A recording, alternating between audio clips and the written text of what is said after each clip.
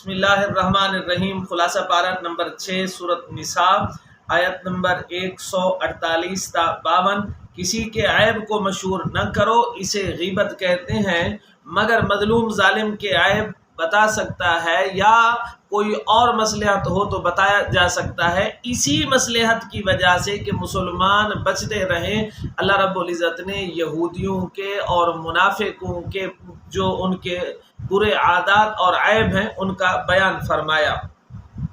پھر نیکی برائی اعلانیہ کرے کوئی یا مخفی کرے یا کسی کو معاف کرے تو اللہ پاک معاف کرنے والا اور ہر چیز پر قدرت والا ہے۔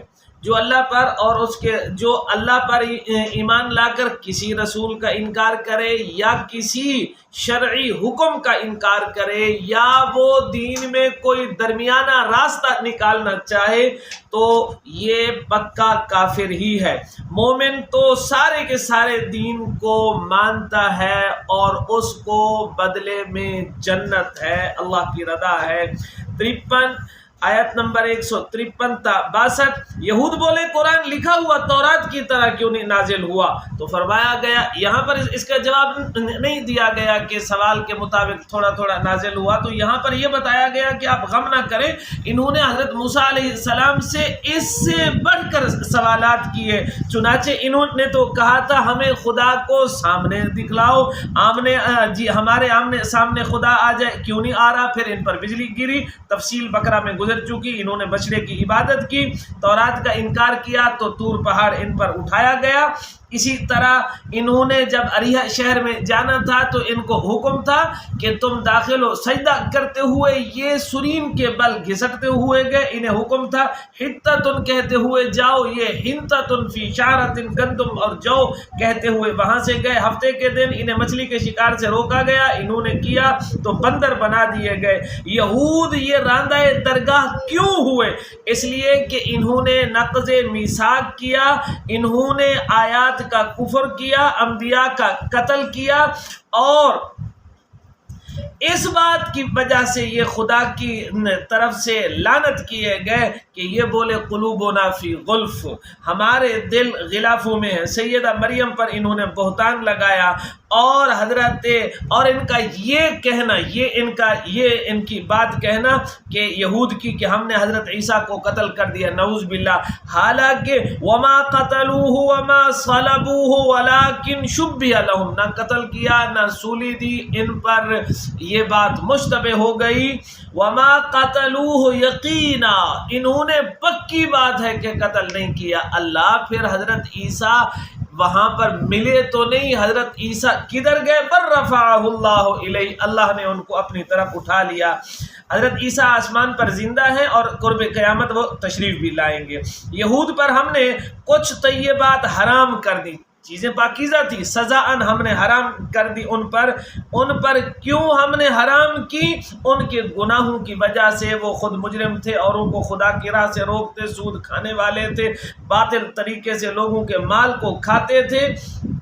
لیکن یہود میں کچھ ایسے لوگ ہیں جو علم میں پختہ ہیں، عمل کے سچے ہیں، وہ قرآن پر ایمان لا کر نماز پڑھنے والے، زکوٰۃ دینے والے، ان کے لیے اجر عظیم ہے۔ رسول رحمت صلی اللہ علیہ وسلم نے فرمایا وہ اہل کتاب جو اپنی کتابوں پر بھی صحیح ایمان رکھتا تھا، اسلام قبول کیا، اس کے لیے دوہرا بدلہ ہے۔ آیت نمبر 163 تا 75۔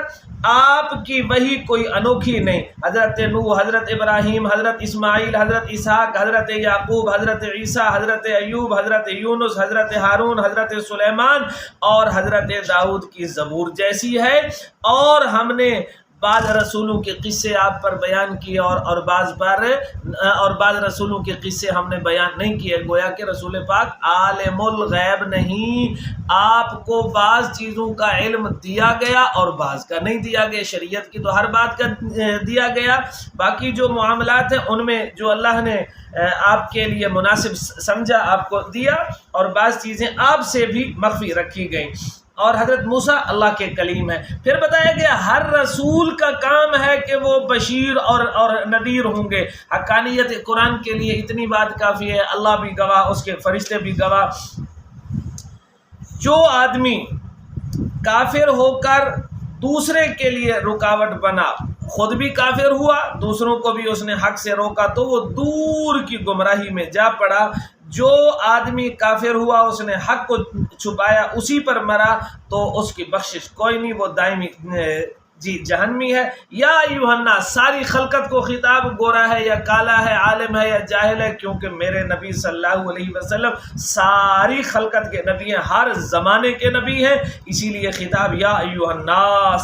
کیا ہے؟ ہمارے رسول صلی اللہ علیہ وسلم حق لے کر آ چکے، ایمان لاؤ، ایمان لاؤ، تمہارا بھلا ہے۔ اگر ایمان نہیں لاؤ گے تو اس میں اللہ کا کوئی نقصان نہیں۔ ارے اہل کتاب، نا حق غلو کیوں کرتے ہو؟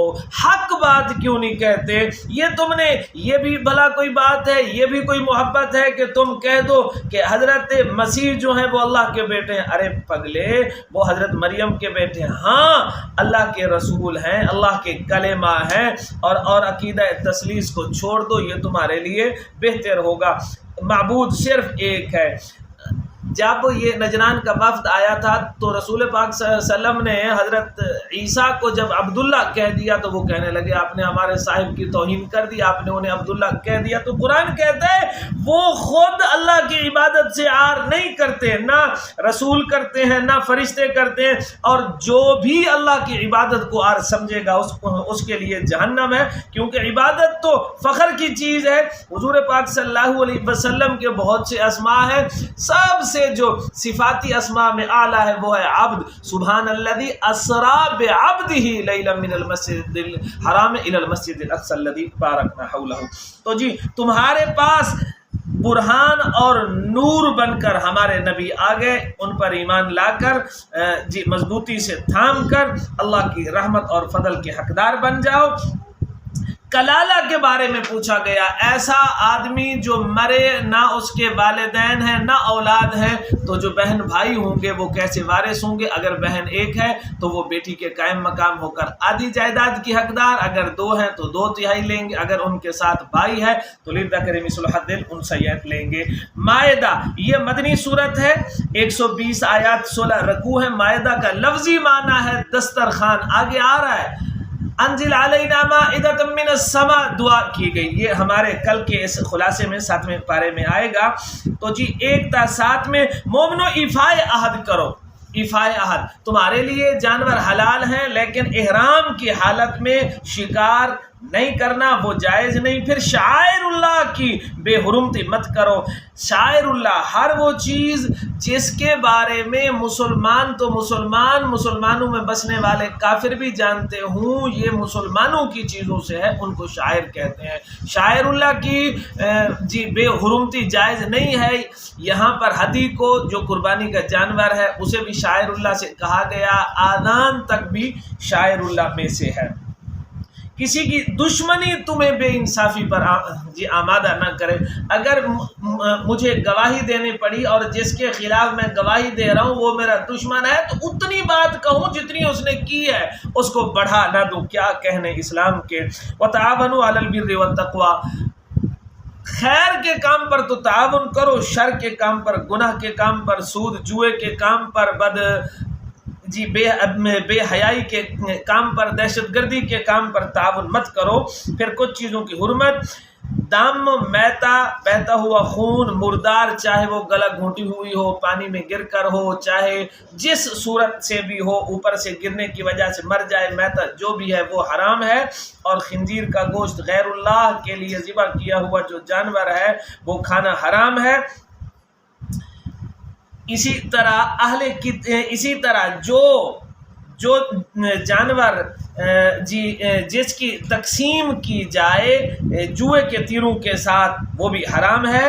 کافروں سے مت ڈرو، اللہ سے ڈرو۔ الیوم اکملت لکم دینکم، آج کے دن تمہارے دین کو پورا کر دیا گیا۔ ضرورت ہے اس پورے دین کو ہم نے آگے پہنچانا ہے۔ ایک یہودی نے حضرت عمر سے کہا نا کہ آپ پر ایک ایسی آیت نازل ہوئی، اگر ہمارے اوپر ہوتی تو ہم اسے عید کا دن بناتے۔ تو آپ نے جواب دیا ہمیں پتہ ہے جہاں نازل ہوئی، جس موقع پر، جس کیفیت سے نازل ہوئی، ہمارے ہاں عید بنائی نہیں جاتی، عید رسول پاک کی طرف سے، اللہ کی طرف سے دی جاتی ہے۔ بہرحال آگے مضطر کا بیان کہ وہ حرام چیز کہ وہ جو مردار ہو اسے بھی کھا سکتا ہے بقدر ضرورت جان کو بچانے کے لیے۔ آگے شکاری کتے کا بیان جو معلم ہو کہ اسے چھوڑو وہ جائے شکار پر، آپ اگر اسے بلاؤ واپس آ جائے تو یہ معلم ہے، اسے جب اللہ کا نام لے کر چھوڑا جائے، اور یہ جس چیز کو پکڑ کر آئے اگر وہ زندہ ہو تو اسے ذبح کر دیا جائے گا ورنہ حلال ہے۔ اہل کتاب کا طعام اگر کوئی اس میں ایسی ویسی چیز نہ ہو تو وہ حلال ہے۔ ویسے احتیاط کرنی چاہیے، آج تو جو اہل کتاب ہیں وہ دہریہ ہی ہو چکے۔ پاک دامن عورت کو مہر دے کر اس سے نکاح کر سکتے ہو، چھپی دوستی نہیں۔ مرتد کے سارے اعمال ضائع۔ پھر وضو اور تیمم کا آگے بیان، یا ایھا الذین آمنوا اذا قمتم الی الصلاۃ، جب نماز کی طرف کھڑے ہو تو تم اپنے 4 اعضاء کو، چہرے کو، اپنے بازوں کو کوہنیوں سمیت دھو لو، سر کا مسح کر لو، پاؤں کو بھی دھو لو۔ پھر آگے تیمم کا بیان، آیت نمبر 8 تا 11، انصاف کی گواہی دو۔ پھر سے یہ بات دوبارہ آ رہی ہے، انصاف کی گواہی دو، کسی کی دشمنی تمہیں بے انصافی پر آمادہ نہ کرے، خدا سے ڈرو۔ اچھے عمل والا جو مومن ہے اس کے لیے مغفرت اور اجر عظیم کا وعدہ، جبکہ کافر کے لیے جہنم۔ کفار نے کئی بار جنگوں کا ارادہ کیا لیکن اللہ نے ان کے ارادے کو ٹال دیا۔ 12 تا 18، بنی اسرائیل سے کچھ وعدے لیے گئے اور ان کے 12 نقیب بنائے گئے۔ وہ وعدے کیا تھے؟ نماز، زکوٰۃ، ایمان بے رسولی، انبیاء کی توقیر، مدد، خدا کو قرض دینا۔ اس پر تمہیں کیا ملے گا؟ بخشش اور جنت کا وعدہ، لیکن انہوں نے نقض میثاق کیا، ان پر لعنت ہوئی، وہ تورات کے تحریف کرنے والے ہیں۔ آپ کو اللہ ان کی خیانتوں پر مطلع کرتا رہے گا لیکن آپ ان سے درگزر کریں۔ پھر نصارہ، یہ ہم نے ان کے ذمے کچھ کام دیے، انہوں نے عہد کو توڑا تو ہم نے ان پر، جب انہوں نے عہد کو توڑا، دشمنی مسلط کر دی، یہ قیامت تک آپس میں لڑتے رہیں گے۔ اہل کتاب، حضرت محمد تمہارے پاس تشریف لا چکے جو تمہاری ان باتوں پر مطلع کرتے ہیں جن کو تم چھپاتے ہو۔ کئی بار رسول پاک کے پاس آئے اور کہا کہ جی نہیں، تورات میں ایسے، آپ نے فرمایا کھولو تورات۔ جب تورات کھولی گئی تو ویسی بات تھی جیسے رسول رحمت صلی اللہ علیہ وسلم نے فرمائی تھی۔ حضرت مسیح کو خدا کہنے والے کافر ہیں۔ ارے دیکھو تو صحیح، حضرت مسیح نے بھی وفات پانی ہے، سیدہ مریم وفات پا گئی، حضرت عزیر وفات پا گئے، اللہ کو تو موت نہیں آتی، پھر تم ان کو خدا کیوں کہتے ہو؟ نصارہ اور یہود کہنے لگے نحنو ابناء اللہ و احباؤہ، تو قرآن کہتا اچھا اللہ کے پیارے ہو تو تم پر اللہ کا عذاب کیوں آیا؟ تم بندر کیوں بنائے گئے؟ خنزیر کیوں بنائے گئے؟ تمہارے اوپر لعنت کیوں کی گئی؟ تمہارے اوپر اللہ نے تمہارے دشمنوں کو مسلط کیوں کیا؟ تم جھوٹ بولتے ہو۔ اللہ کے احبا وہ ہوتے ہیں جو ایمان اور عمل صالح والے ہوتے ہیں۔ زمانہ فطرت، حضرت عیسیٰ کے بعد ایک لمبا عرصہ ہے، 5 صدیوں سے زائد کا، 6 کے قریب کا عرصہ ہے کہ جس میں اور کسی نبی 500 سال کا عرصہ، 5 صدیوں سے زائد کا ایسا اور نبی نہیں آئے۔ پھر رسول پاک تشریف لائے تو بتایا گیا کہ انقطاع آمد انبیاء کے بعد اب رسول پاک تشریف لائے جو بشیر و نذیر ہیں۔ پھر حضرت موسیٰ علیہ السلام کا اپنی قوم سے خطاب کیا، ارض مقدس میں چلو، انہوں نے کہا ہم نہیں چلتے، وہاں پر بڑے جبار لوگ، بڑے تنومند لوگ ہیں، جب تک وہ نکلیں گے نہیں۔ اس وقت 2 صاحب، حضرت یوشع بن نون اور حضرت کالب بن یوفنا، اس وقت بولے کہ چلو تو صحیح، اللہ تمہیں غلبہ دے گا، پر قوم اسی بات پر کھڑی رہی، اِنَّ ہَاهُنَا قَاعِدُونَ، ہم یہاں پر بیٹھے ہیں، آپ جائیں ان کو نکالے، پھر آئیں گے۔ حضرت موسیٰ علیہ السلام نے قوم سے برات کا اعلان کیا، 40 سال تک قوم محروم رکھی گئی اس ارض مقدس سے اور وادی تیہ میں پھرتی رہی۔ آیت نمبر 27 تا 31، حابیل و قابیل کا قصہ، ایک بھائی دوسرے کو مار رہے، کس بات پر قربانی دی؟ ایک کی قبول ہوئی، دوسرے کی نہیں ہوئی، تو اب اللہ کو کچھ نہیں کہہ سکتا تھا، جس کی قبول ہوئی اسے کہا میں تجھے مار دوں گا۔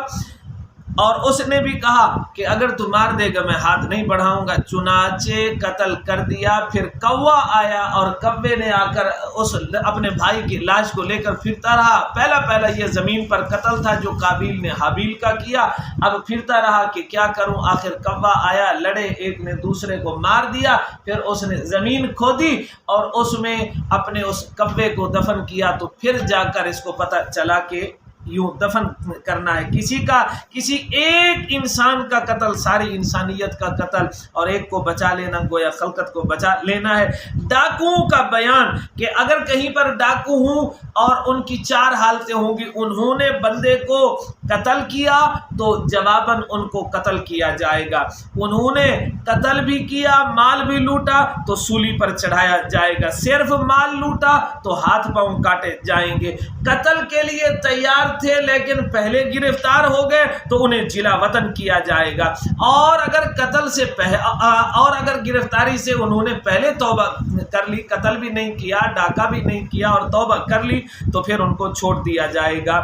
آیت نمبر 36 تا 37،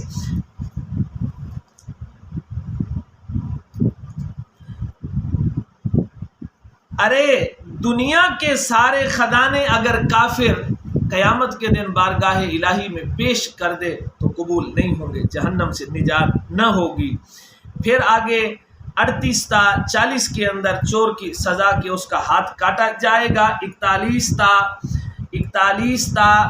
43 میں کفار کی اس دوڑ دھوپ کو دیکھ کر غم نہ کرو، یہود کا آپ سے ایک مسئلہ پوچھنا، اصالتاً ایک خیبر میں آدمی نے زنا کیا، یہ چاہتے تھے کہ حضور پاک سے پوچھو، اور انہوں نے یہاں کے منافقوں کو آگے کیا، اگر مسئلے میں نرمی ملے گی تو یہاں سے فیصلہ کرا لیں گے۔ حضور پاک صلی اللہ علیہ وسلم نے فرمایا تمہاری تورات کیا کہتی ہے؟ کہا جی تورات کہتی ہے منہ کالا کر دو، ایسے جوتے لگا دو۔ فرمایا لاؤ تورات، جب تورات لائے یوں ہاتھ رکھ کے بیٹھا آیت رجم کو چھپا کر، جب فرمایا گیا اس کو یہاں سے ہاتھ ہٹاؤ تو آیت رجم نکل آئی۔ یہ آپ سے غلط فیصلہ کرانا چاہتے تھے، لیکن جب ان کے پاس تورات ہے تو آپ کے پاس یہ آئے کیوں؟ تورات میں تو باقی انبیاء بھی تورات کے مطابق فیصلہ کراتے رہے، اگر یہ آپ سے فیصلہ کرائیں تو آپ قرآن کے مطابق ٹھیک فیصلہ کریں، کسی کے خواہشات کی آپ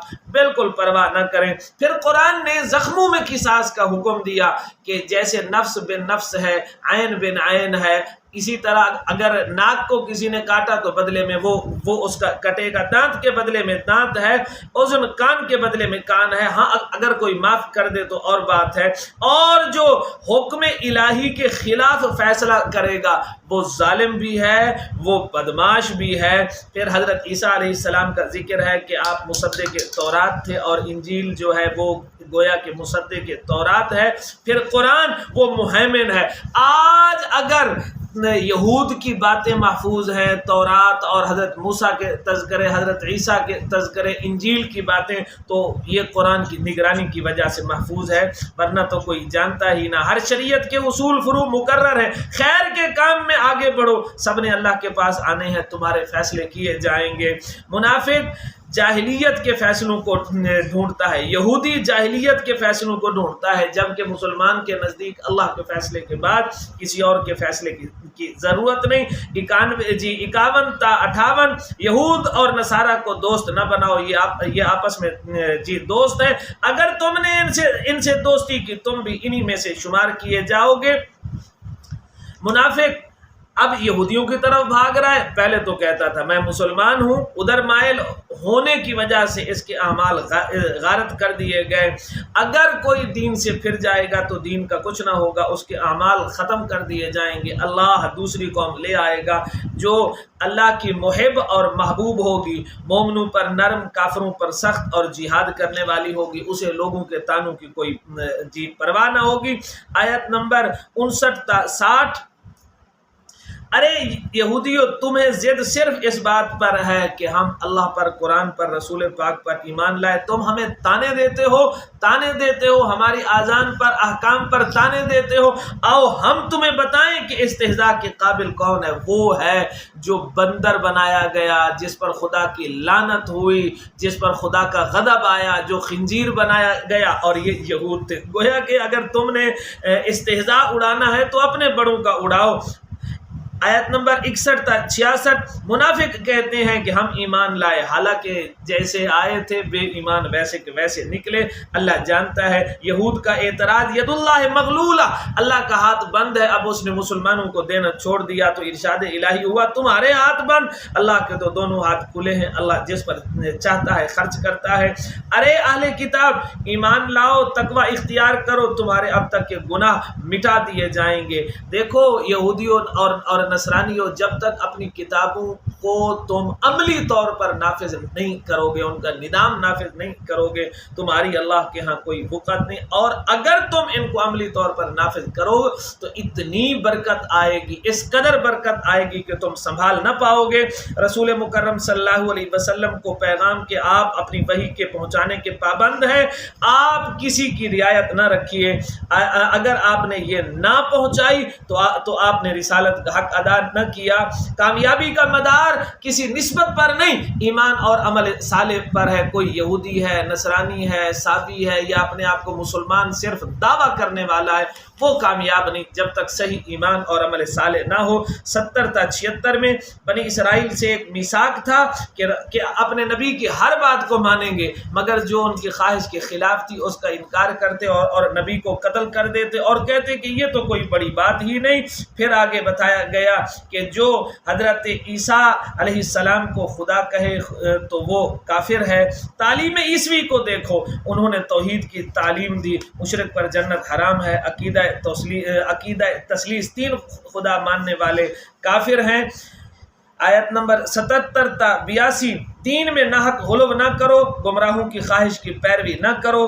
بنی اسرائیل پر انہی وجہ سے حضرت داؤد اور حضرت عیسیٰ کی زبانی لعنت ہوئی کہ وہ شرعی حدود سے تجاوز کرتے۔ کاش یہ اللہ اس کے نبی اور قرآن کو صحیح طور پر ماننے والے ہو جاتے۔ مسلمانوں، مشرک اور یہودی تو تمہارے ہمیشہ دشمن رہیں گے، البتہ جو نصرانی ہیں وہ تم سے پیار کرنے والے ہوں گے تین وجہوں سے۔ ایک تو وہ متکبر نہیں، ایک ان میں قسیسین ہیں، علماء ہیں، اور ایک ان میں رہبان ہیں۔ لیکن اس وقت یہودی نصرانی ایک جیسے ہو گئے، کیونکہ اس وقت نصرانیوں میں نہ قسیسین علماء ہیں اور نہ ان میں رہبان ہیں۔ اللہ ہمیں یہود و نصارہ کے فتنے سے محفوظ